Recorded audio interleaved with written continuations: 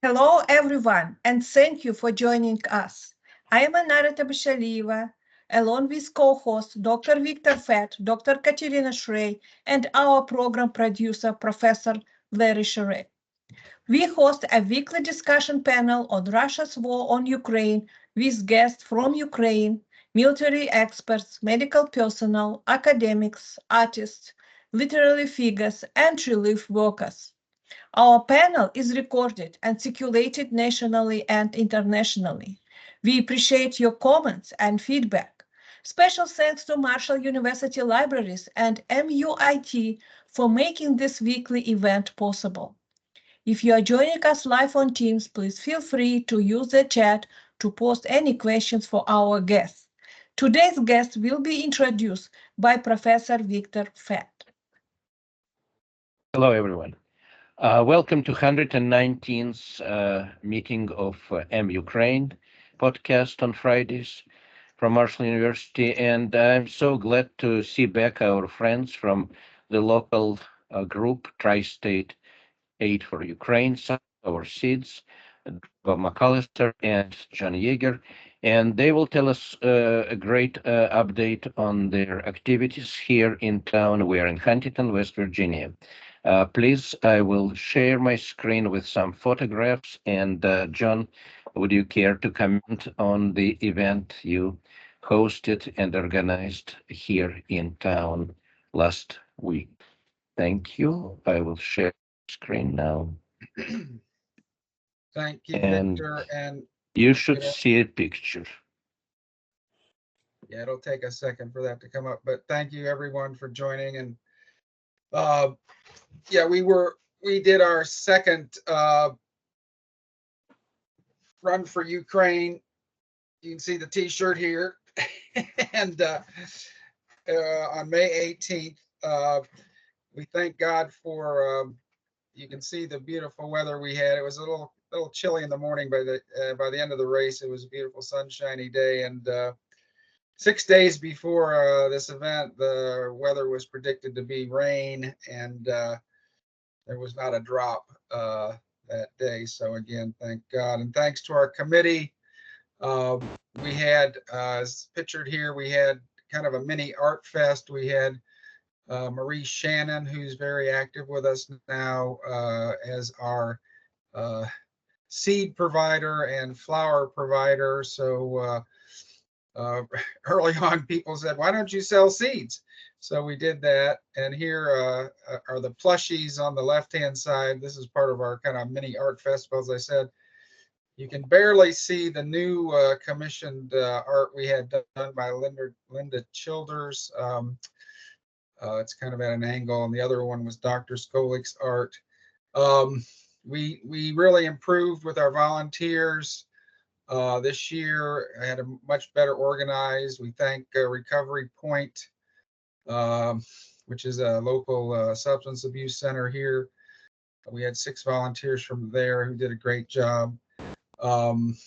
We had Dr. Summerfield there, who's come to help us, one of our new people who are interested in what we're doing. So, and my daughter is on the extreme left-hand side there. She was helping out as well.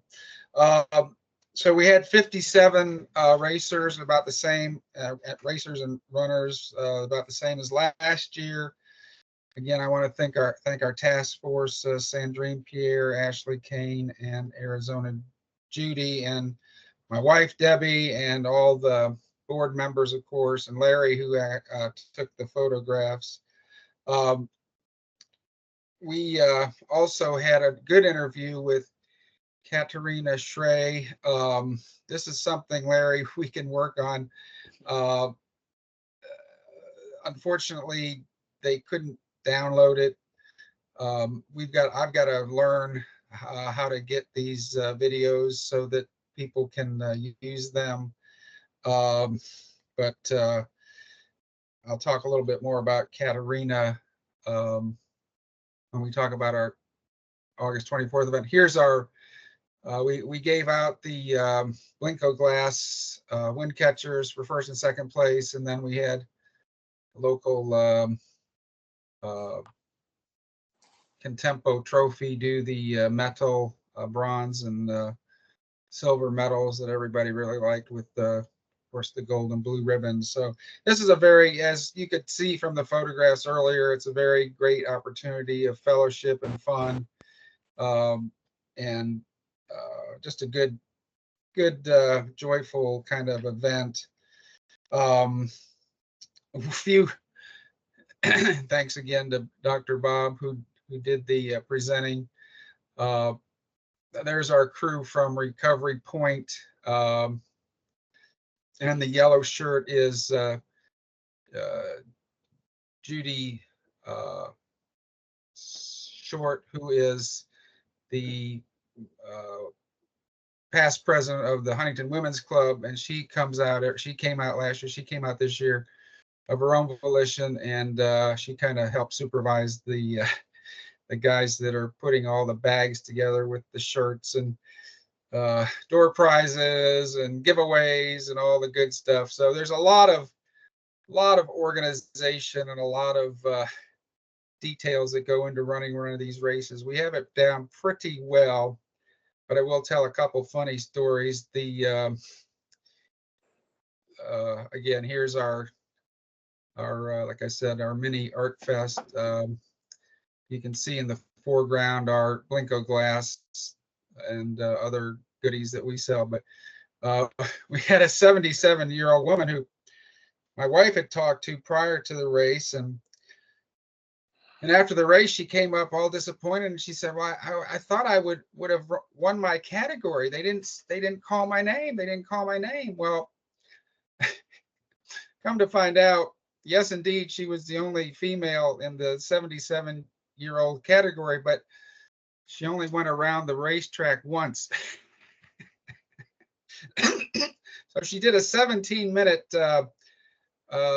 5K. Bob, I think that's probably, is that like a world record?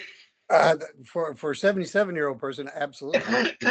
I was going to look up what the world record was for a 5K, but yeah, she was supposed to go around 3 times, and she only went around once. And so, but we gave her the award after or subsequently. And then I got a call from or a text from a mother of an 8-year-old, and evidently, we have this start and finish line, and there's electronic devices there that are part of the tags people wear, the number tag, and evidently some of the 8-year-olds were running in and out of the start and finish line. So her son wasn't recognized for his, I guess, coming in first or second in his category. So we took care of him afterwards. Later, and she said, so I hand delivered the medal, and I had it redone, and I just said winner,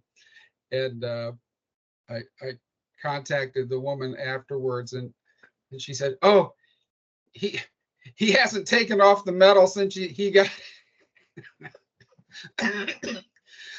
Excuse me. So I hope they didn't let him sleep in it. But again, it was another successful event. Very happy about it. We did get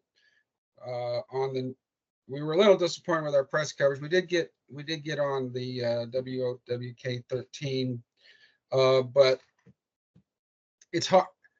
It's what we've discovered is the weekend news crews are so slim that if there's a fallen tree somewhere, they've got to go cover that rather than us. So that's why, Larry, in the future, they will accept video interviews if I do them, but I've got to figure out a way to get them to them that they can download them. Anyway, but financially, we actually, I think, made about $1,000 net more than last year, $5,500 net, which is very good. What's even better, though, is that we were, if you add up all the value of all the non-financial plus the financial donations, like discounts and or people giving us free printing, those kind of things, over $10,000. as compared to 8,500.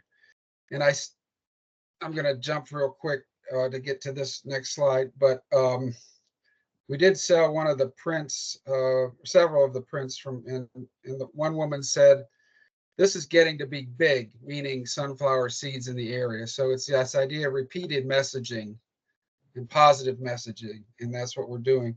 So I want to go to this slide quick and catch up with, this is our orange connection. This is delivery made between the border in Russia and Kharkiv.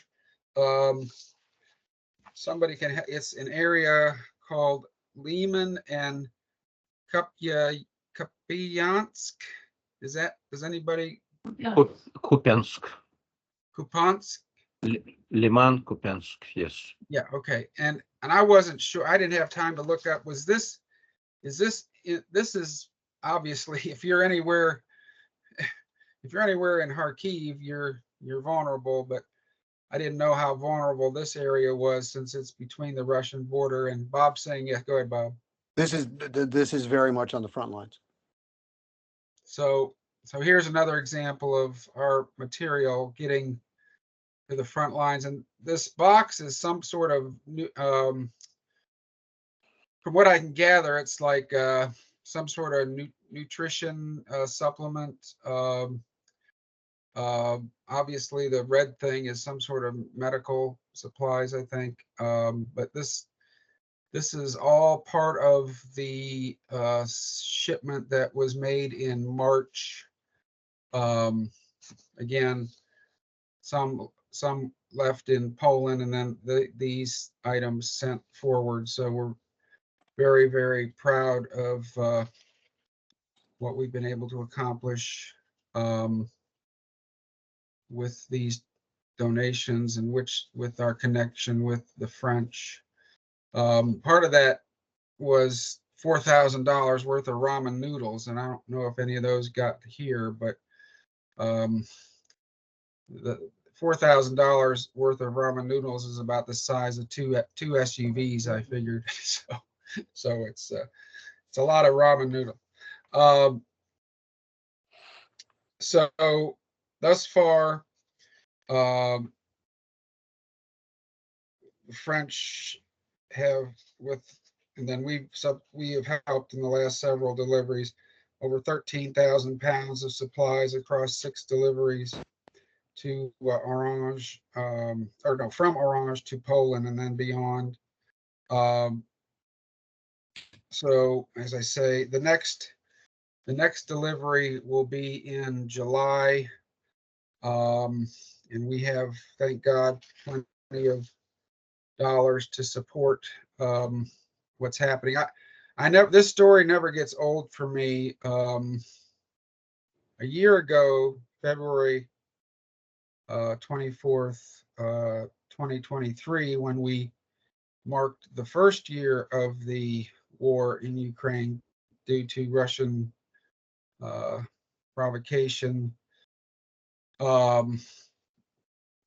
we were told just during that week that the city of Orange had told the local Orange partners that they would not be able to support them monetarily like they had in the past. And so here, this little town in Huntington, in West Virginia, stepped up and helped supplement what the city of Orange was unable to do. So, I mean, just one of those coincidences that you just can't make it up. Any questions or anything thus far? Because I want to talk about what's coming up on the 24th and some other things happening down the road. Thank you. Thank you, John.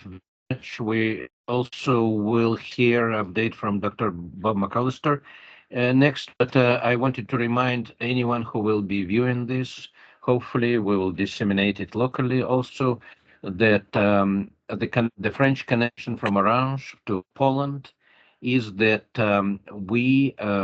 sunflower seeds here in our town supports shipments, truckloads from France, from southern France, Provence, to Yaroslav, Poland, which is on Ukrainian border and the major hub for delivery of help. So this is pretty much across the globe, national help, which is what Tri-State Sunflower Seeds Group does. Any questions, please, or comments from the panel on the marathon? That was amazing. Thank you so much again. If we have time, I'd like to just quickly tell what's happening on August 24th. Of course, that's Ukraine Please. Independence Please. Day. We're going to call it A Taste of Ukraine, and it'll be a celebratory event. Our benefit prayer services that we've done in February have been kind of, I don't want to say somber, but serious, and it is serious. But we want to also recognize the strength of the Ukrainian people for 33 years of independence and what they're doing to maintain that independence today.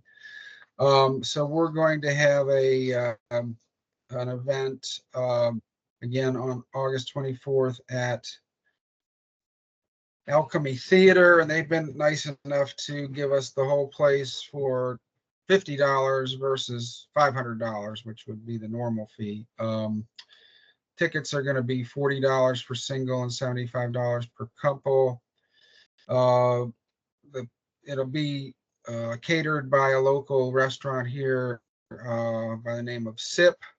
So we'll have heavy hors d'oeuvres and one drink, and then we'll have additional opportunities for adult beverages to that. We will have our merchandise, of course, and Rita, who is our friend in Colorado, where who owns the building where we have our office, is in the process of buying and procuring more Ukrainian artwork and so on that we can sell for this event. Looking forward to that. So the program is going to be, we'll just have about a half hour of a get together, and then I'll open with an intro, and Blaze Shrey, Katerina's son, has agreed to sing the Ukrainian national anthem in Ukrainian, so we're looking forward to that. We'll show our Sunflower Seeds video. Dan Kistler, who is Dr. Sandrine Pierre's husband, and of course, Dr. Sandrine is on our board. Dan has a musical a cappella group called El Coro, and they will be singing about 6 songs, about a half hour worth, and one of them will be Slava Ukraini, of course, the folk song read by Burnham. And I understand Katerina is helping them with the Ukrainian language on that. Also, our friend Rita in Colorado has a folk rock band who has produced about 30 minutes of music that we will show in Ukrainian. So we will have a taste of Ukraine. And the food will be hopefully Ukrainian, at least to the degree that we can. Funny story, I said, well, we could put chicken Kiev on a stick, and then somebody said, no, you can't, because all the butter will run out. So we probably won't have chicken Kiev on a stick. But so anyway, this will be a good time.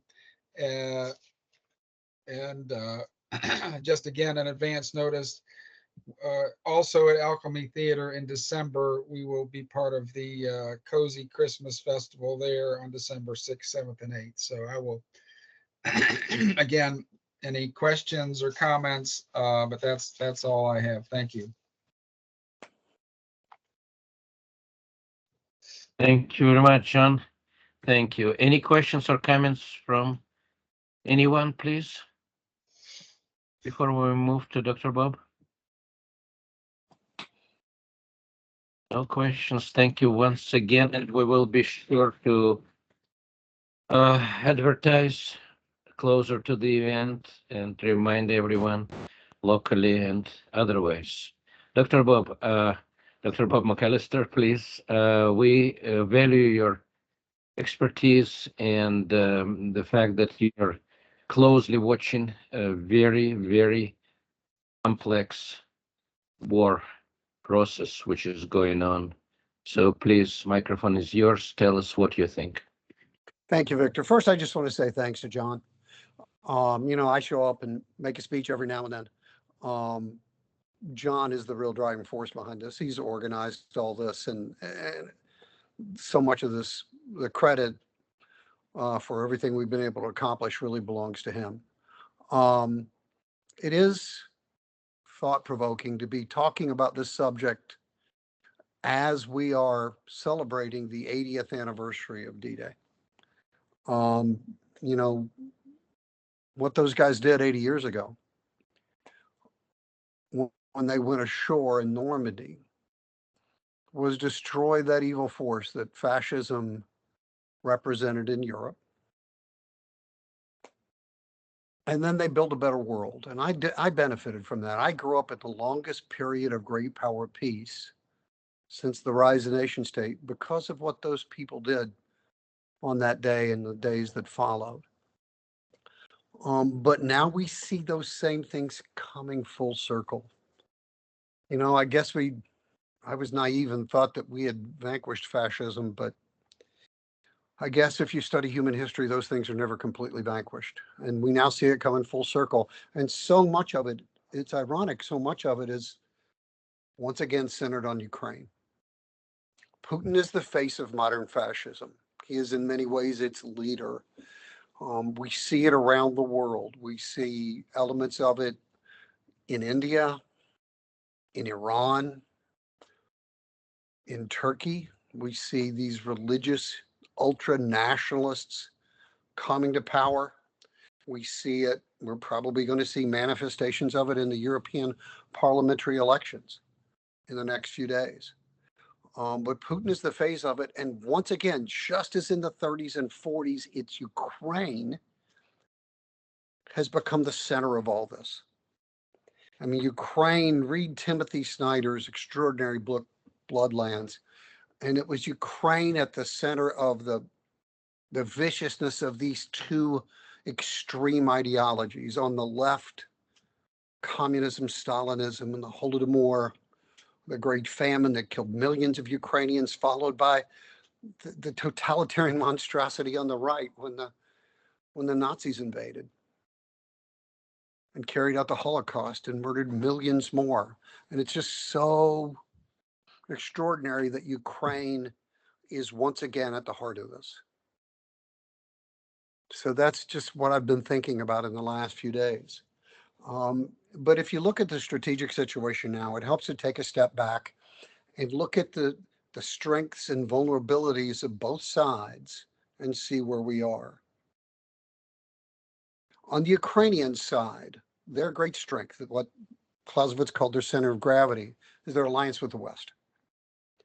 Ukrainians have fought brilliantly and bravely, but the greatest source of their strength is that alliance with the West.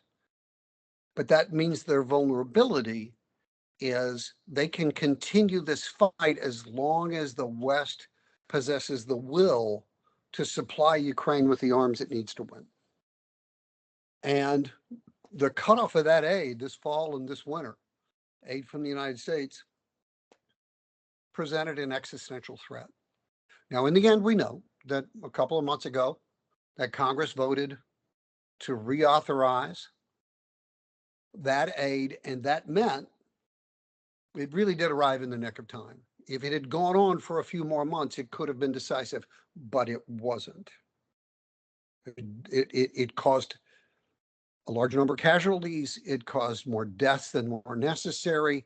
But in the end, I don't believe that cutoff will end up being decisive as long as the West continues that aid. So it did allow Russian progress, but Ukraine has been able in the last few weeks to blunt the Russian offensive. And so what's the Russian source of strength? Well, the Russian source of strength is what it always is in every war. It's mass, it's size, it's numbers of soldiers, it's numbers of artillery pieces and tanks and armored personnel carriers. They typically crush their opponents through the mass application of force. But that means that the Russian vulnerability is logistics. if you have more soldiers and more equipment, you have to be able to move it to where you need it. And the great Russian vulnerability as we look, and I think this is emerging right now, is that those long supply lines that they have that run from Mariupol along the Sea of Azov down to Crimea. I think over time that Russian vulnerability is going to become decisive. And I think the Ukrainians are beginning to exploit it with the help of the aid from the West, especially the addition of new weapon systems that have previously been denied, that are either there or on the way. So I think we are at a really critical point. If you look at the Russian offensive, if you go back and read the press accounts about a month ago, there was a great deal of pessimism as the Russians attacked near Kharkiv and put Kharkiv under pressure, as they moved to Chasiv Yar and places along in Donetsk in the east. There was a great deal of pessimism in the press and among many people in the West that they were going to either have a breakthrough, attack Kharkiv, or maybe that their real purpose was to stretch the Ukrainians thin along the Donetsk and Luhansk so that they could move on places like Chasiv Yar and all along the Eastern Front, move beyond Avdiivka and the places where they'd made some progress earlier during the aid cutoff. But what have we seen?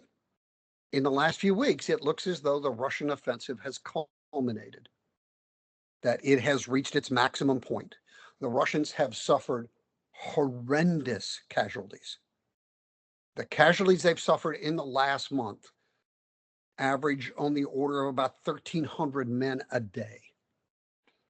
Dozens of tanks, artillery pieces, armored personnel carriers, enormous amounts of equipment have been expended in this offensive. And what they have achieved is at best minimal, and maybe even is being reversed as we speak. So if the Russian offensive has culminated, which I believe it has, there's still a possibility they could make progress, but I believe it's culminated in the main, that they've achieved very little. I do think that Ukraine, and part of this is because of that long period where aid to the United States had been cut off, will remain on the defensive through the rest of the year. Ukraine is beginning to mobilize to a greater extent. They're beginning to pull more people into service. Those people, of course, have to be trained. They're not ready to fight yet. They have to be trained. They will need time to build their manpower, to build more fortifications to protect the areas that they already controlled. But now we're starting to see that happening, and we're starting to see the arrival of new weapon systems, which will give Ukraine even greater capability. There's been a great deal of attention on F-16s arriving, and they will be arriving soon. Just yesterday, the French announced that they're going to provide Mirage aircraft. That is a really important capability for the Ukrainians. We have now begun to provide them with ATACMS missiles, the 180-mile range missiles that can strike very precisely deep into not only Russian-held Ukrainian territory, like Crimea, but even into Russian territory itself. Because ironically, the Russian attack on Kharkiv convinced the Biden administration to remove one of the last constraints it had on the Ukrainian use of power, and that was allowing them to strike into Russia itself. And what I think you're going to start to see, the way I believe and I hope that things are going to start to unfold, is that Ukrainians, while on the defensive, are going to be able to force the Russians to suffer tremendous amounts of attrition. They're going to be able to follow this strategy that General McRyan calls corrosion, wearing the opponent down. Even Russia does not have unlimited manpower. They can only empty the jails, so often. They don't have unlimited manpower. They especially don't have unlimited equipment. They're beginning to draw on stocks of very old equipment now that date all the way back to the Cold War. And what I'm starting to see is that great Russian vulnerability starting to emerge. And that's those long supply lines to Crimea, and using this new equipment, the F-16s, the ATACMS, and all the other things, we can start to see a Ukrainian strategy of isolating Crimea and the area along the Sea of Azov and denying those Russian forces the materiel that they need to continue to wage war. And I can see that starting to happen. It's been very interesting what the Ukrainians have been targeting recently. And it's been ammunition dumps, those kind of things, but it's also been radar facilities. They've taken down in the last few months Russian, what we would call AWACS aircraft. They have taken out Russian surface-to-air missile sites and the radars associated with them. And what that's going to allow is even more allow the Ukrainians to even more target that Crimean Peninsula, to target the area around the Sea of Azov, and start to make it far more difficult for the Russians to supply those forces in the field, which means those forces will eventually begin to die on the vine as they get starved of equipment. If you step back and look at this war, if it's reminiscent of anything in the past, it's World War I. What we're seeing once again is trench warfare. So once again, history's coming full circle. And it's very difficult in the current environment. Neither side has been able to achieve the kind of blitzkrieg breakthrough that we saw that's dominated military thinking since the Second World War, since the fall of France. It's been very difficult for armor to move on the battlefield with drones very precisely being able to target artillery, air power, those kind of things. It's been very difficult for armored thrusts to move. So what could be happening is the Ukrainians, if they can continue to force the Russians to suffer this enormous attrition of forces, you could get something like happened in the spring and summer of 1918, when the Germans launched one last almost successful offensive in March 1918. And then because of the enormous casualties they suffered, that offensive runs out of gas. Then the Allies were able to counterattack and achieve victory. I still think the most vulnerable place for Russia, what General Ben Rhodes calls the decisive ground of this war, is Crimea. And I think that somewhere, I don't think it'll be late this year, but it's possible, probably more like next year, you're going to begin to see some decisive battles for that. At least that's what I pray will happen and what I think may be developing.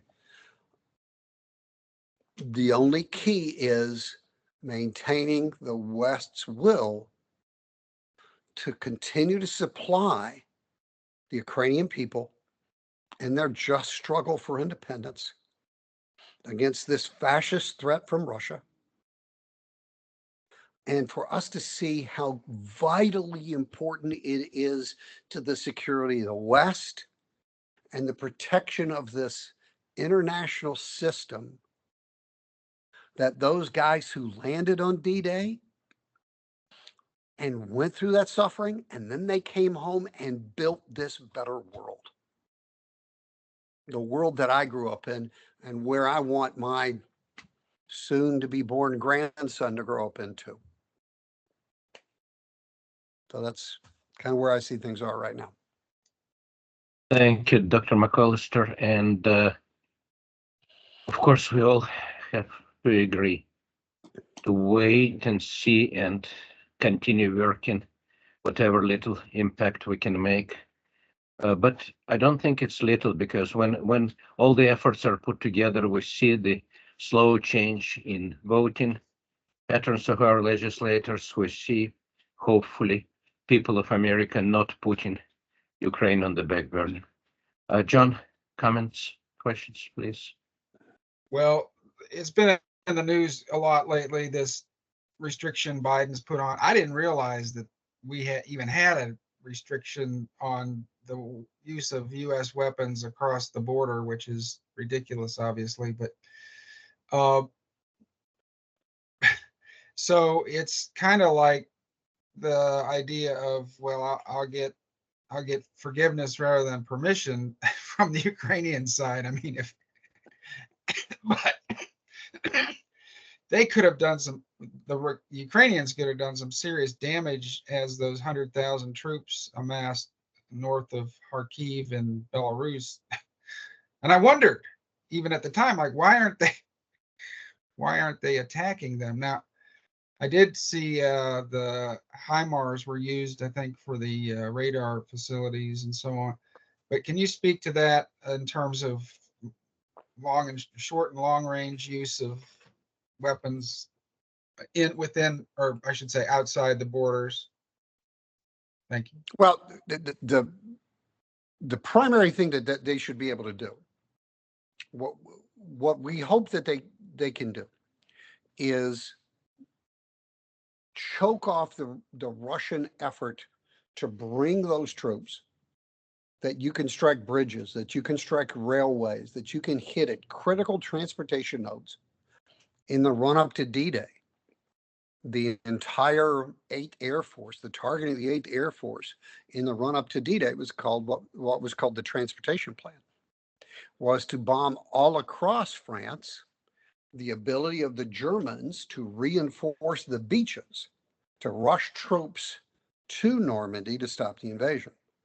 And so what we hope they should be able to do is use those kind of systems, the ATACMS, and over time, now that they have F-16s, use F-16s, which can carry what are called JDAMs, Joint Direct Attack Munitions, which are satellite-guided bombs, to take out those key transportation nodes that attack the Russian logistical effort. This is, and I said this earlier, this is really the critical vulnerability of the Russians. This is one of the things they've never been great at, is logistics. Even in World War II, and all the great victories they won, an awful lot of their logistical capability actually came from the United States and Lend-Lease aid. So if we can strike at their ability to resupply, especially the more vulnerable parts, look where the Russian offensive has been. The Russians, where they attacked, where did they attack? It was always near the Russian border. The attacks in Kharkiv, the attacks in Donetsk and Luhansk, those are places near the Russian border where it's easier for them to resupply. The farther they have to move things, the more vulnerable their supply lines are. And the most vulnerable place of all is Crimea. Pretty soon, the Kerch Strait Bridge may be in the water. I think that day is coming. You have to take out their air defenses. You have to take out the SAM systems and their radar systems, those kind of things. And if you watch really closely, this is what I find really, really interesting. That seems to be what they're targeting. That seems to be their priority in their targeting packages.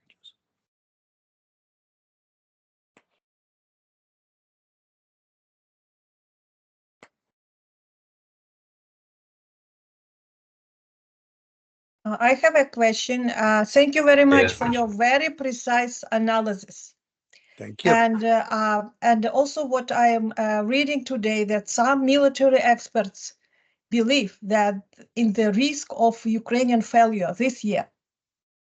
And we can see that the Western sanctions against Russia were not effective at all. So, because initially we believe it will be an easy task.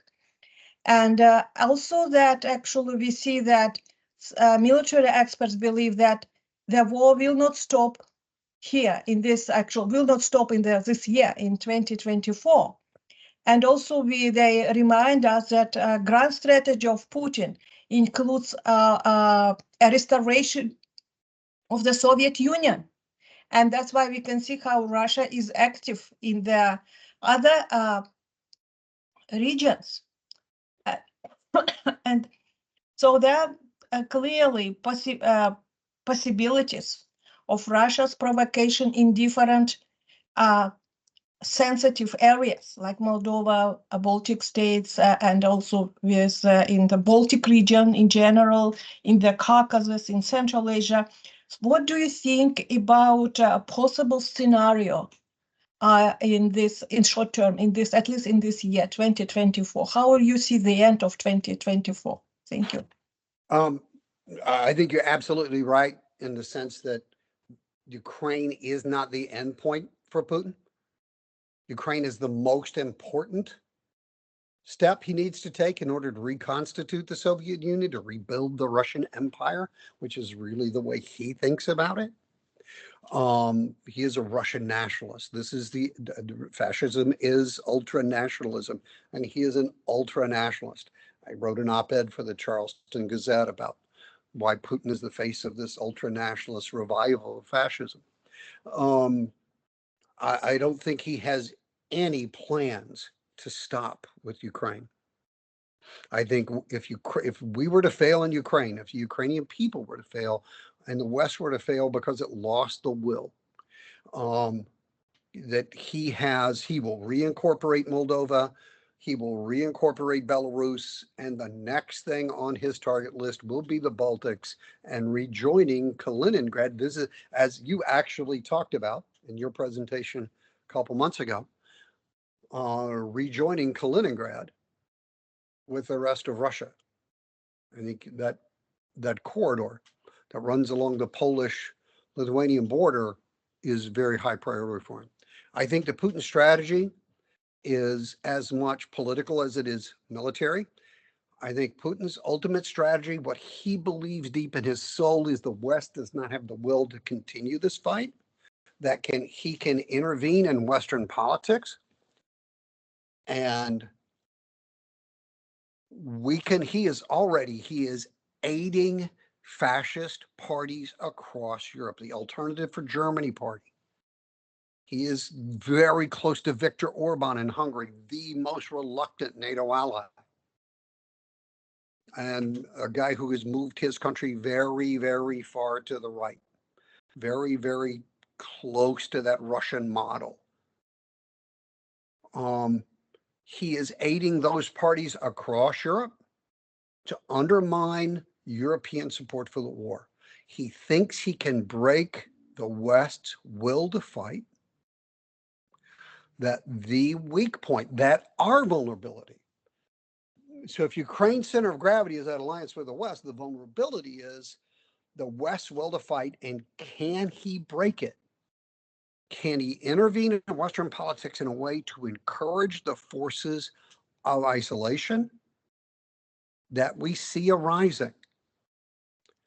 So his strategy is political and military. I mean, that is exactly what he is trying to do.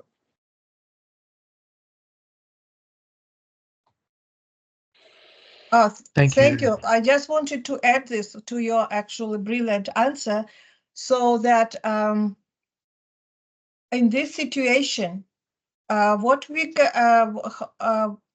could be done from Ukrainian side? How they unite opposition, anti-Russian opposition in in Europe, in Asia, in the Caucasus? Because now what we see, as Yarima Gaev mentioned before, that Ukraine mostly focuses on promotion of Ukrainian language, on their certain national symbols. That is good. But this may not actually be attractive to their all other countries and even Russians who are against this war. So that clearly in this situation, Ukraine is a leader. At least it's seen as a leader. And that's why the question is what Ukraine can do in order to build a grand or bigger opposition, cooperating not only with the European countries, but with other countries that might be very vulnerable in the near future. Well, the most important task for President Zelensky is to do exactly that. is to continue to show to the world that Ukraine's fight is the fight for democracy. It is the fight to protect the system that we've built since the end of World War II, this longest great power of peace that we've seen in the last 500 years. He will do exactly what you saw him do yesterday. Him going to the D-Day ceremony was incredibly symbolic, and his interaction with that American soldier was so moving. But they have to link their struggle to the struggle for democracy that we see around the world against the rising forces of fascism, against these rising ultra-nationalist forces that are pulling at the seams of this international order. Now, reaching beyond Europe is tougher. Reaching out to countries in the Southern Hemisphere and Central and South America and Africa, for many of those folks, this has generally been seen as a Western fight and not one that they've had much of a stake in. So that is tougher. But he needs to continue to try to make that case. It does on the sanctions point. We continue to try to tweak the sanctions to make them bite more, and over time the longer they last, the more they hurt. But there's still the consistent thing here is that it's very difficult to sanction a country and bring them to their knees when they have allies that provide the kinds of markets, the kind of trade. So now I'm obviously thinking of China, Iran, and folks like that, that are willing to, if not directly aid the Russians in terms of weapons, at least provide a market for Russian oil, because the Russian economy floats on oil, for Russian gas, now that Europe is largely free of Russian gas. That's actually been a pretty remarkable thing that's developed. That also makes it tougher to do that. I don't think sanctions will bring Russia to its knees. It can create pain for Russia, and it has. We now see oil prices dropping pretty consistently. If we could get a ceasefire in Gaza, I think you would see them drop even more significantly. That would hurt Russia more than anything. And the incredible increase of American oil production has actually played a role in that.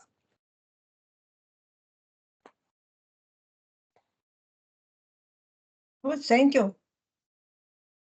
Thank you very much, Dr. McCollister. We're lucky to have you here for these updates and analysis, and we definitely want you back again here. We will conclude our program right now if we have no more questions or comments from the panel. And I want to thank everyone for Tri-State Sunflower Seeds, again, our local group here in Huntington, West Virginia, and neighboring areas of Ohio and Kentucky states. I want to conclude with giving a few words in Ukrainian to our viewers, whoever might watch us. I know that many watch us constantly, but Kyiv and other cities now experience a lot of power shortages. Дорогі брати і сестри України, ми тримаємо вас в наших щоденних думках і молитвах. Нехай милосердний Бог береже вас у своїй опіці. До наступного тижня ми прощаємось. Слава Україні! Glory to Ukraine. Героям слава. Thank you everyone for participating in this 119th weekly meeting of Ukraine podcast. Goodbye.